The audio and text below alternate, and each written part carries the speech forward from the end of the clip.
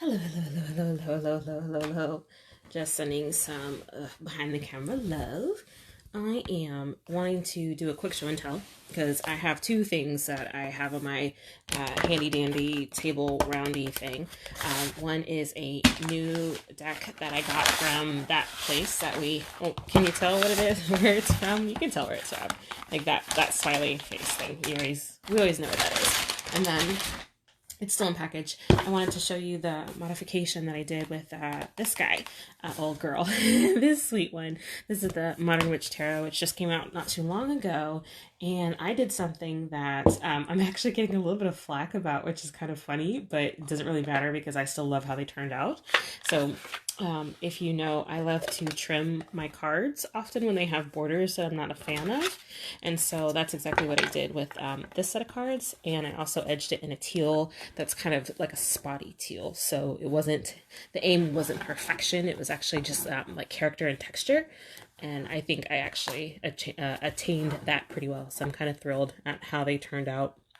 And then the deck in themselves, they're super glossy, so I'm still having trouble with shuffling and manipulating them, but they're such a thick, nice cardstock that now that they're trimmed, I just feel like I connect to the imagery so much more than I did prior. And so instead of using these for like general readings, these kind of stood out for me really well with reading for business questions and like modern kind of innovation style of questions, since they're so modernized innately. So I'm quite a fan of these now in a way that I wasn't exactly prior, just because it's like, yeah, they're a modern Rider Waite, they're fine. It's I like the representation. I love the message of it. I just wanted more out of it.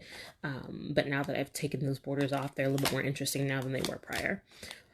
At least in my humble opinion. But yeah. So yeah, that was a quick show and tell of that particular card set of the Modern Witch. There you go. Modern Witch Tarot deck by Lisa. Miss Lisa. But yeah, let me actually go ahead and unbox, or like unbag and unbox my other set. So this is a new one that came out that I didn't even notice right away until I was buying a different deck. So I bought the before tarot and the after tarot, and then this is the same people as I refer to this. This is the between tarot. So it's before, there's the after, and now this is the between. So this is supposed to be like in the before tarot, there's the step before the normal Rider Waite. Like if I show you real quick, like the before, there's the spot that's like, or the moment in time before this picture, and then in the after tarot there's the moment after this picture. So I've combined that with another deck to make like this mega style of deck, which is a treat and a challenge to read. So it turns my normal reading process from 78 cards to 230 some cards, which I've learned now how to use. So it's it feels like I've taken a master's course in tarot reading or something. I swear I'm going to be able to get into this, so let's see if I can figure it out. So yeah, let's get into this. Can I get it open? Oh, you'd think I know how to do this. Maybe it's the nails, I don't know. How do I... Okay, I'm gonna get in here. Dang it. I will. There we go. Perfect. Perfect. Okay. Let's get the cellophane off. Alright, let's see what this says back here.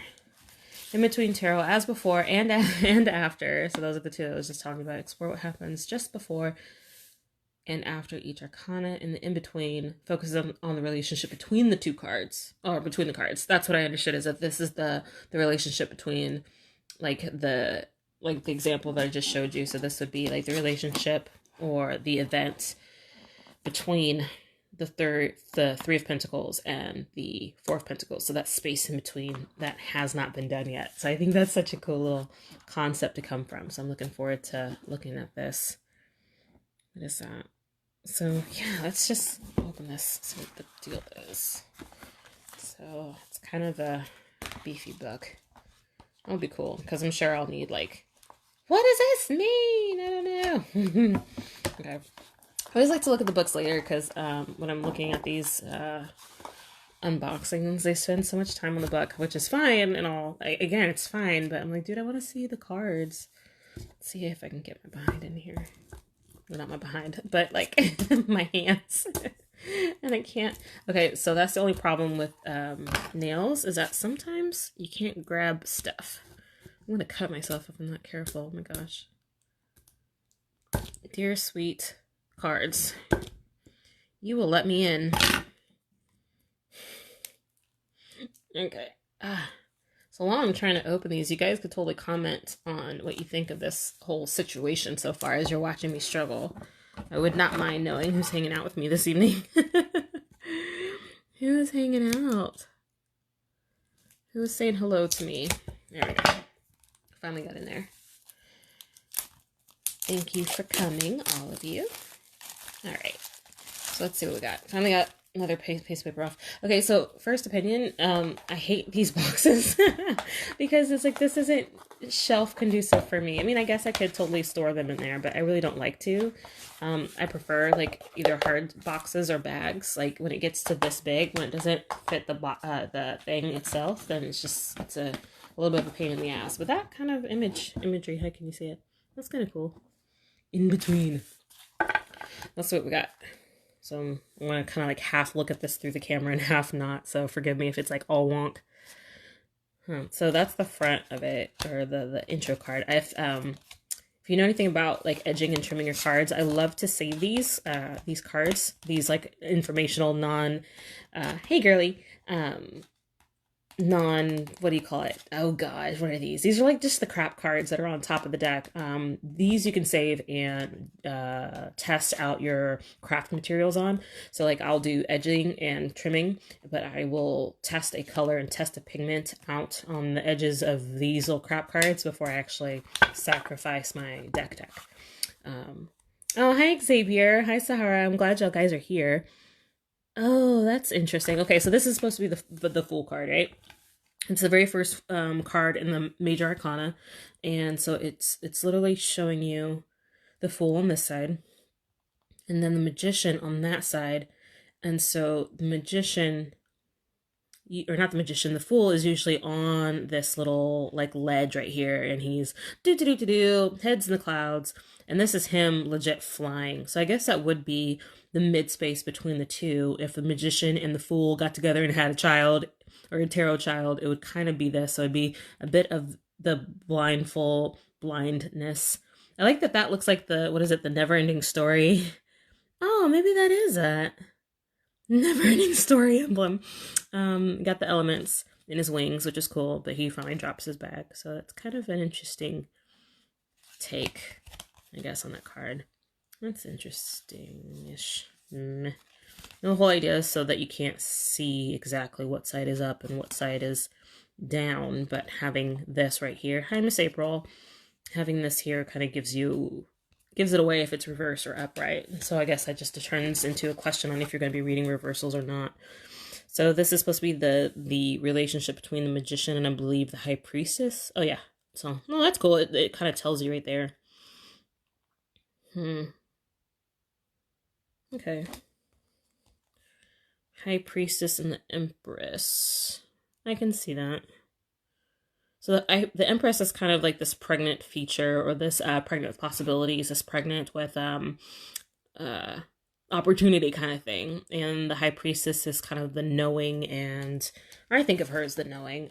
See, now I need examples. Hold on. So let's see if I can hunt down some of these cards in my other set. So that's the Three of Pentacles. We're going to do this kind of like lame style, so let's see if I can find her. I'm going to aim for High Priestess and Empress. That's Emperor. I might use that as the example if I can't find the next one. Okay, High Priestess.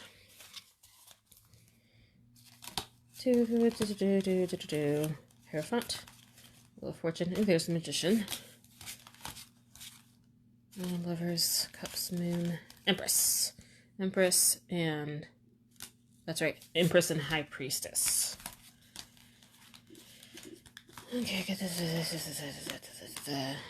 sorry this is taking so long. don't totally fast forward when you look at this later.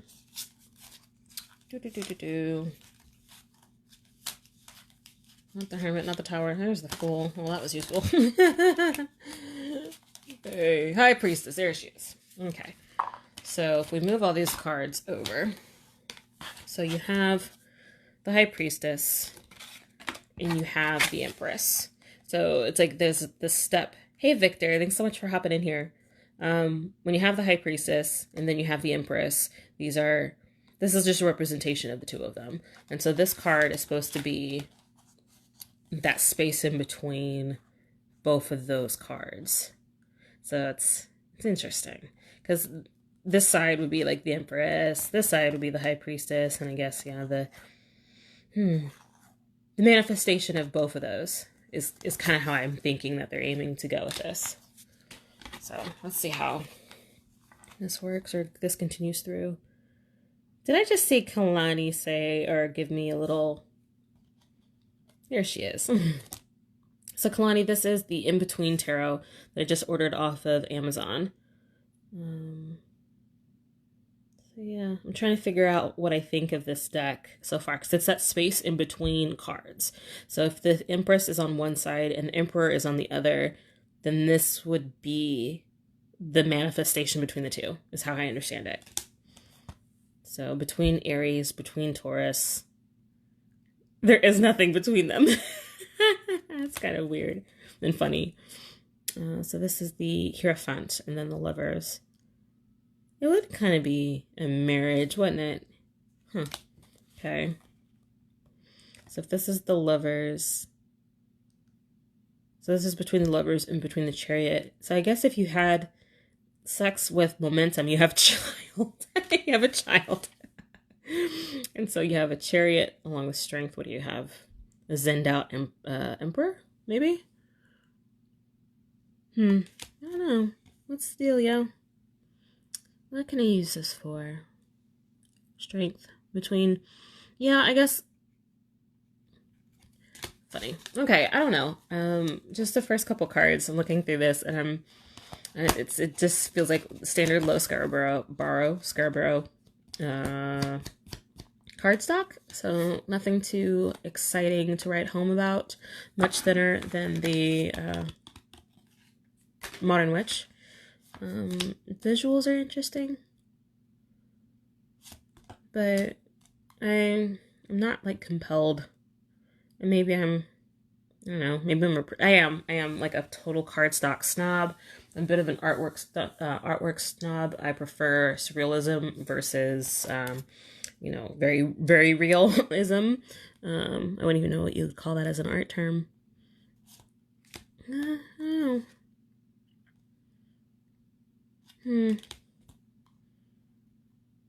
Because what is my favorite deck right now is my True Black Tarot. I'm in love with that set. And I also like the standard Rider-Waite Smith for like a workhorse style of cards. But the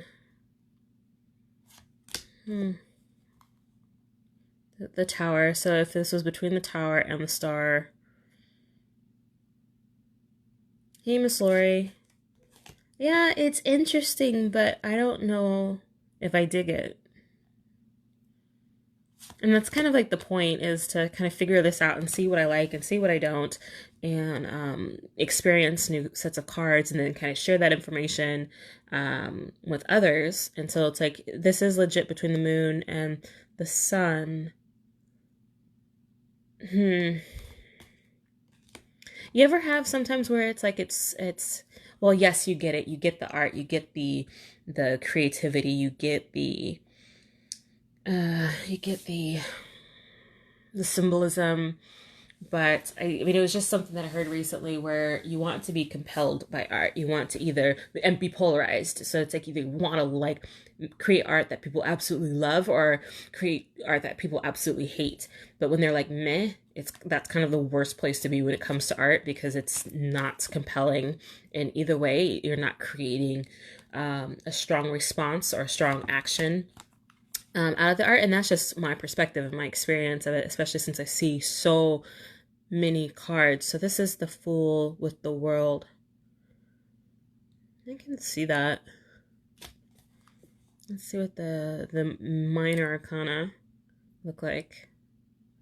So one, I love the African theme of that, so that just makes me happy just to even see. So if this is the Ace of Cups, okay, and this is the Two of Cups. See, this gets confusing because it's, well, no, it's Two of Cups mixing with the Three of Cups, which gets this kind of scenario. Three of Cups, I don't understand it. Four of Cups, it's like the four and then the, so yeah, it's visually odd. And maybe that's part of my issue with it, is it's a little bit disjarring. But I'm loving like the cultural aspect of it. So maybe it's just I need to find a mission for this set of cards now. I'm doing well, Miss Lori. Just show and telling. I like the cultural aspect. That'd be fun to do with past life stuff. Actually, I find that if I use cultural decks with past life readings, I tend to skew the reading. I end up thinking like, you're around a place that had brown people, and maybe you weren't, but I don't want that to come through influenced by the card. Like, I'm trying to get that intuitively. Page of Cups. She's pregnant. Why does she look irritated? Queen of Cups. This is the Queen of Cups between the Queen of Cups, so this turns into like the Prince of Cups, I guess. So between the King of Cups and the Page of Cups, that's interesting. So the grandfather, okay. So what culture is this one based off of? This is the Ace of Coins. Yeah, cool. I dig that. Okay, I love the historical part of this one. Woman's Refuge, okay. I dig that. A little bit of history. A little bit of history. I love that.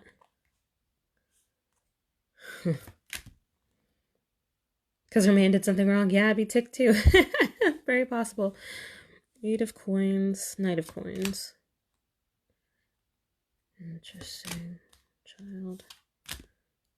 Oh, there's a nice, interesting progression there. Okay, so I'll have to totally put these side by side to kind of get an understanding of the story on a whole. I think will be one of the things that I'll want to do. Oh, where'd the first one go? Where's the Ace of Wands? As I'm making the biggest pile of cards over here. So if that's the Ace of Wands. Okay. So she is a carnival girl. I'll take that.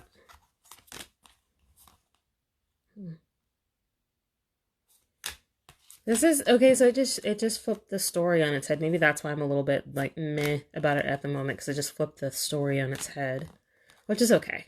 I mean, I'm all for people pushing the bounds of pushing the bounds.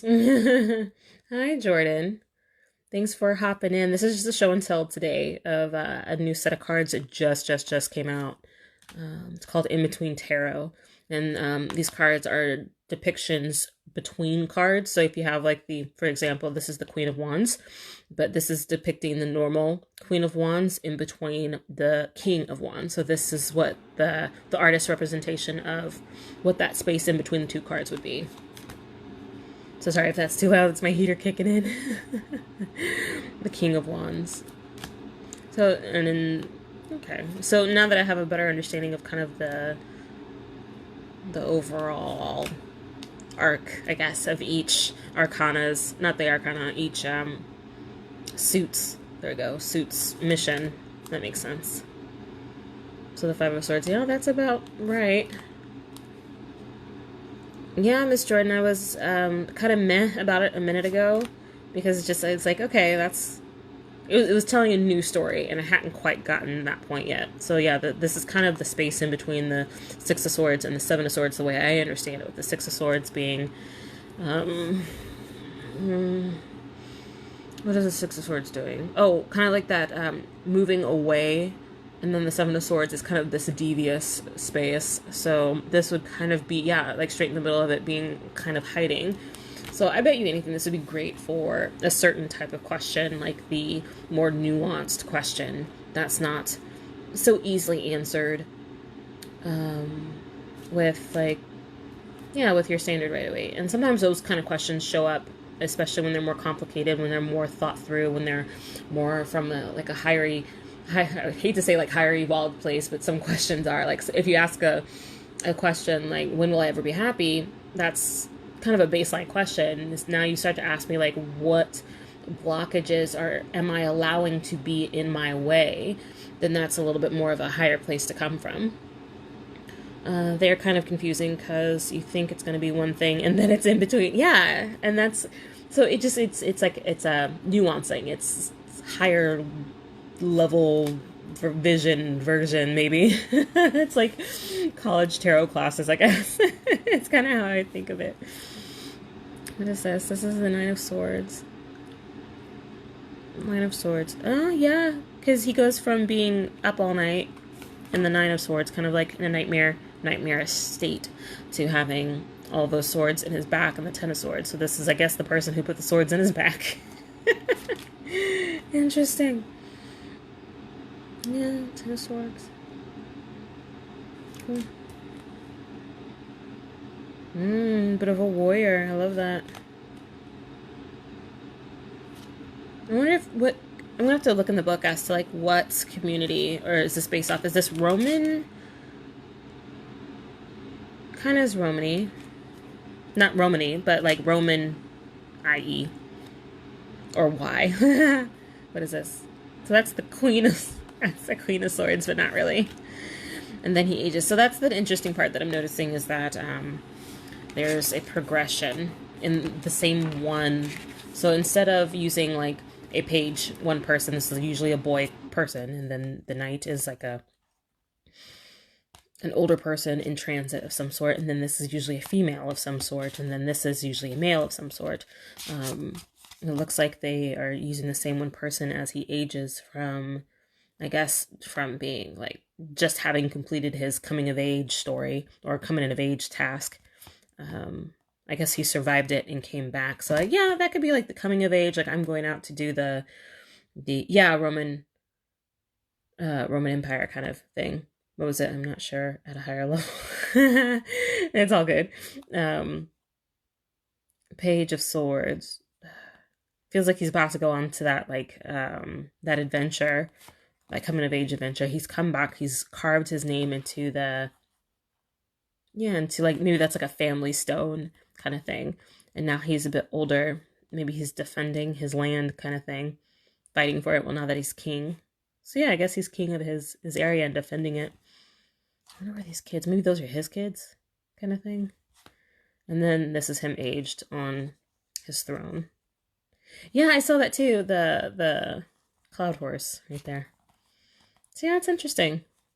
And then that's the normal special invitation for the Lo Scarabeo stuff. So I always keep those cards though, because again, just it's fun to what do you call it? Yeah, craft. Craft. Well, I have 3 of you people here. I would totally love to pull a question for each of you and maybe shuffle these up real quick and just do a test read, see what this pulls like for me, and see if I get anything off of it if you're down. So we'll be keeping them quick, so because I don't want to spend all night doing this. But I would totally be okay with pulling a question or 2 for you 3 that are here. So if you have a quick question that you wouldn't mind me reading, we can see how these cards roll out for us. So I have to shuffle them too. That'll be fun. And I'll come to the side over here so that I am less behind the camera and more to the side. So we'll have to see. Do I have any questions from you all? As I try to shuffle these back here. Okay. So I'm going to keep an eye on the comments.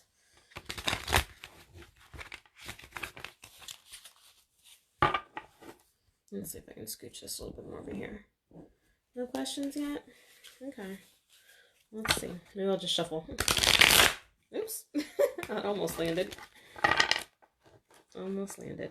Okay. I think I've done this before.